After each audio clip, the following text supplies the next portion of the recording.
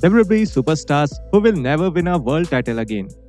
Number 10 the Miz. पिछले 15 सालों में द मिज को WWE में कई अलग अलग रोल्स में अच्छे से इस्तेमाल किया गया है। मिज को कंपनी का सबसे वफादार और एक बहुत टैलेंटेड रेसलर्स में से एक माना जाता है और इसका सम्मान करने के लिए उन्हें 2011 और 2021 में WWE टाइटल रेन भी दिया गया था। लेकिन दुख की बात यह है कि WWE का मेन रोस्टर इतना भरा हुआ है कि अब मिज का वापस कोई बड़ा टाइटल जीत पाना बहुत मुश्किल है। लेकिन इसका मतलब ये नहीं है कि मिज का प्रेजेंटेशन बदल दिया जाएगा, क्योंकि हालांकि अब ट्रिपल एच WWE क्रिएटिव के सारे फैसले करते हैं, लेकिन उन्होंने भी कई बार इस बारे में बात करी है कि वो मिज का और उनके काम का कितना सम्मान करते हैं।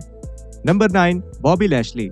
कोविड-19 पेंडेमिक के दौरान फैंस खुश हो गए थे जब WWE ने बॉबी लैशली को पुश करना शुरू किया था। WWE ने लैशली को टीवी पर पूरी आजादी दी थी और इसी वजह से लैशली ने अपने करियर के कुछ सबसे शानदार मैचेस इस दौरान किए थे। इसके बाद वो कई बार WWE टाइटल्स जीते और इसी वजह से फैंस को ये हैरानी भी होने लगी थी कि आखिर WWE ने लैशली को इतना आगे बढ़ाने में इतनी देर कैसे कर दी। और 2022 में जब से विंस मैकमैन ने WWE से अपने कदम पीछे हटा लिए हैं, तब से लैशली की बुकिंग्स और मैच बहुत बिखरे हुए से लग रहे हैं। लैशली हर हफ्ते ही बेबी फेस से हील में बदल जाते हैं और बहुत लंबे समय से किसी बड़े पे पर व्यू इवेंट में उनका कोई मैच भी नहीं हुआ है। इससे लैशली और उनके फैंस को ये समझ जाना चाहिए कि शायद अब वो WWE में कभी कोई बड़ा टाइटल नहीं जीतने वाले हैं और ये बहुत शर्म की बात है, क्योंकि लैशली अभी भी कंपनी में एक बड़ा योगदान दे सकते हैं। Number 8 Finn Balor. 2016 के समर्स में WWE ने फिन बैलर को रॉ का टॉप बेबी फेस बनाने का काम शुरू कर दिया। बैलर समर स्लैम इवेंट में यूनिवर्सल टाइटल जीतने वाले थे और उसके बाद से वो रेड ब्रांड का चेहरा बनने वाले थे।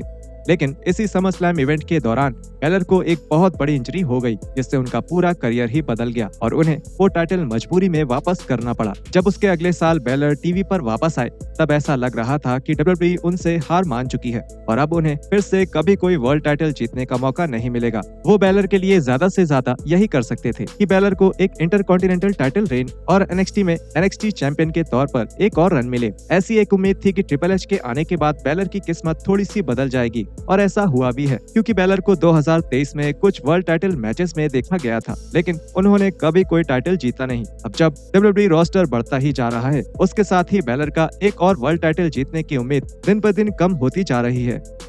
नंबर 7 जिंदर महल। जिंदर महल ने 2017 में दुनिया को हैरान कर दिया था जब वो WWE चैंपियन बने थे। ये टाइटल रेन बिल्कुल अचानक से ही जीता गया था और फैंस ने इसकी बहुत आलोचना करी थी। उनका मानना था कि महल वर्ल्ड चैंपियन बनने लायक रेसलर नहीं थे और ये उनके रिंग के काम में भी साफ दिखता है। ऐसा तो मुमकिन है कि महल आगे चलकर कोई मिड कार्ड टाइटल जीत जाए, लेकिन उनका एक और बार WWE का वर्ल्ड टाइटल जीतने का कोई सवाल ही नहीं उठता। महल को ज्यादातर एक एनहांसमेंट टैलेंट की तरह इस्तेमाल किया जाता है और कभी कभी उन्हें कार्ड में ऊपर किया जाता है, और जब भी WWE ऐसा करती है तब महल हारते ही हैं। महल अब भी WWE के लिए मायने रखते हैं, क्योंकि उन्हें लॉकर रूम में एक वेटरन माना जाता है और क्योंकि WWE महल को वर्ल्ड चैंपियन के तौर पर नहीं देख सकती, इसका ये मतलब नहीं है कि इसका असर लॉकर रूम में उनकी इमेज पर पड़ेगा, क्योंकि महल को सबसे सम्मानित और पसंदीदा रेसलर्स में से एक माना जाता है। Number 6 AJ styles. WWE में AJ स्टाइल्स के रन के कुछ शुरुआती सालों में लोग पूरी तरह उनके सपोर्ट में थे। उनके matches John Cena, Randy Orton और अंडरटेकर जैसे रेसलर्स के साथ होते थे और वो कई बार WWE टाइटल्स भी जीत चुके थे।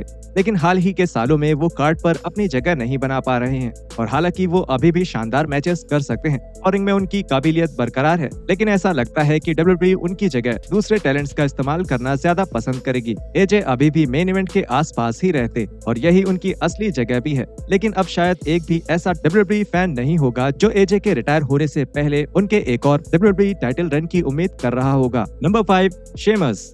रेसलिंग में ये बहुत आम ट्रेंड है कि एक रेसलर को अपने फैंस का प्यार पाने के लिए लंबे समय तक मेहनत करनी पड़ती है और शेमस के साथ भी ऐसा ही हुआ था। इनके बारे में फैंस को समझ नहीं आ रहा था कि जब उन्होंने WWE में डेब्यू किया तो वो क्या कर सकते थे, लेकिन अब पिछले कुछ सालों में शेमस WWE के सबसे पसंदीदा रेसलर्स में से एक बन चुके हैं। फैंस को समझ आ चुका है कि शेमस का काम समय के साथ और बेहतर हो गया है और अगर WWE की जरूरत होगी तो वो अभी भी एक टॉप लेवल का मैच कर सकते हैं। शेमस बहुत बार वर्ल्ड चैंपियनशिप्स जीत चुके हैं और उनका आखिरी चैंपियनशिप वो लगभग 10 साल पहले जीते थे और अब फैंस खुलकर सामने आ रहे हैं, खास तौर पर सोशल मीडिया पर, जहां शेमस को प्रमोट प्रमोट करके मेन इवेंट सीन तक लाने की मांग करी जा रही है, जहां उन्हें रिटायर होने से पहले शायद एक और टाइटल जीतने का मौका मिल सकता है। लेकिन ऐसा होना मुमकिन नहीं लग रहा, क्योंकि शेमस को कभी भी किसी वर्ल्ड टाइटल की रेस में नहीं देखा जाता है। लेकिन ऐसा जरूर हो सकता है कि उनके रिटायर होने से पहले उन्हें एक इंटरकॉन्टिनेंटल टाइटल रेन दिया जाए। Number 4, Braun Strowman. फैंस बहुत हैरान हुए थे जब 2020 में WWE ने ब्रॉन स्ट्रोमैन को यूनिवर्सल चैंपियन बनाने का फैसला किया था। स्ट्रोमैन रेसलमेनिया 36 के यूनिवर्सल टाइटल मैच में रोमन रेंस की जगह आए थे और ज्यादातर फैंस के हिसाब से ये चीज 3 साल देर से हुई थी। स्ट्रोमैन अचानक ही रेसलमेनिया में जीत गए थे और उन्हें 2017 या 2018 में एक ही वर्ल्ड टाइटल रन दिया जाना चाहिए था, क्योंकि उसी समय उनका किरदार लोगों के बीच में बहुत फेमस हुआ था। 2020 के समर में अपना यूनिवर्सल टाइटल हारने के बाद स्ट्रोमैन एक किरदार और एक इंसान के तौर पर बहुत बदल चुके थे और उन्हें WWE से निकाला जा चुका था, जिस मूव की फैंस ने बहुत आलोचना करी थी। बाद में ट्रिपल एच ने सही कदम उठाया और उन्हें WWE में वापस लेकर आए और अपनी इंजरी से पहले स्ट्रोमैन रिकोशे के साथ एक टैग टीम में थे, जिसे लोगों ने भी बहुत पसंद किया था। और ट्रिपल एच ने स्ट्रोमैन को ऐसे ही मैचेस और फ्यूड्स में बुक किया जिसमें उनकी काबिलियत साफ तौर पर सबको नजर आए। स्ट्रोमैन की बुकिंग्स और प्रेजेंटेशन को देखते हुए ऐसा लगता है कि उन्हें एक और वर्ल्ड टाइटल रेन देना एक बड़ा फैसला होगा, क्योंकि फिलहाल ऐसा नहीं लगता है कि WWE और ट्रिपल एच को स्ट्रोमैन उस लेवल पर नजर आते हैं। हालांकि स्ट्रोमैन के लिए ये थोड़ा दुख की बात हो सकती है, लेकिन वो जब भी वापस आएंगे तब भी उन्हें WWE टीवी पर एक खास जगह जरूर मिलेगी और इससे ये बात जाहिर हो जाती है कि जरूरी नहीं कि काबिलियत दिखाने के लिए हर रेसलर मेन इवेंट सीन में ही बना रहे या फिर उसके बिना उनका अच्छा इस्तेमाल नहीं किया जा सकता।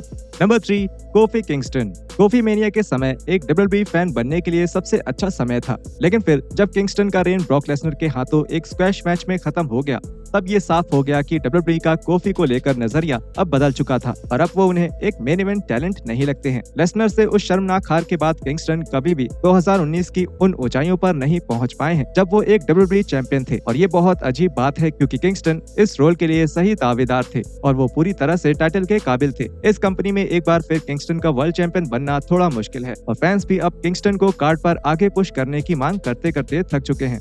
लेकिन 2019 में किंगस्टन का एक चैंपियन के तौर पर बिताया हुआ समय हमेशा उनके साथ रहेगा। WWE मैनेजमेंट अभी भी किंगस्टन का बहुत सम्मान करती है और वो WWE टीवी पर भी नजर आते हैं, क्योंकि वो अब भी फैंस को बहुत पसंद है। अंत में अपने करियर के आखिरी समय में किंगस्टन और उनके काम को उनके फैंस और उनके साथी मिलकर सेलिब्रेट जरूर करेंगे, जो एक और टाइटल रेन से कई ज्यादा मायने रखता है। Number 2, Rey Mysterio. Pro wrestling में अब ऐसा कहा जा सकता है कि एक रेसलर को अपनी काबिलियत दिखाने के लिए वर्ल्ड टाइटल जीतना जरूरी नहीं है, और ऐसा ही कुछ WWE के hall of famer Rey Mysterio के साथ हुआ है, जिन्होंने 13 सालों में एक भी वर्ल्ड टाइटल नहीं जीता है, लेकिन फिर भी वो दुनिया के सबसे फेमस रेसलर्स में से एक हैं और उनके मैचेस देखना लोगों को बहुत पसंद है। मिस्टीरियो स्क्रीन पर जो भी करते हैं वो खास होता है और फैंस भी उनमें बहुत दिलचस्पी लेते हैं, खास तौर पर इसलिए क्योंकि मिस्टीरियो का ऑरा काफी अलग है। क्या मिस्टीरियो को WWE में एक और रन में देखना अच्छा होगा? बिल्कुल, लेकिन मिस्टीरियो की प्रेजेंटेशन के बारे में उसके बाद भी कुछ बदला नहीं जाएगा, क्योंकि मिस्टीरियो एक वर्ल्ड चैंपियन है या किसी पे पर व्यू के ओपनिंग मैच का हिस्सा, इससे कुछ खास असर नहीं पड़ता, क्योंकि वो अपनी ही एक दुनिया में रहते हैं, एक परफॉर्मर की तरह। Number 1, John Cena. 16 बार वर्ल्ड चैंपियन रह चुके जॉन सीना ने 2022 के एक इंटरव्यू में ये कहा था कि हालांकि वो अब भी रिंग में रेसलिंग करते हैं, लेकिन उन्हें नहीं लगता कि वो फिर भी कोई वर्ल्ड टाइटल जीतेंगे। और WWE जिस तरह से सीना के मैचेस बुक करती है, ये बात सही भी लगती है।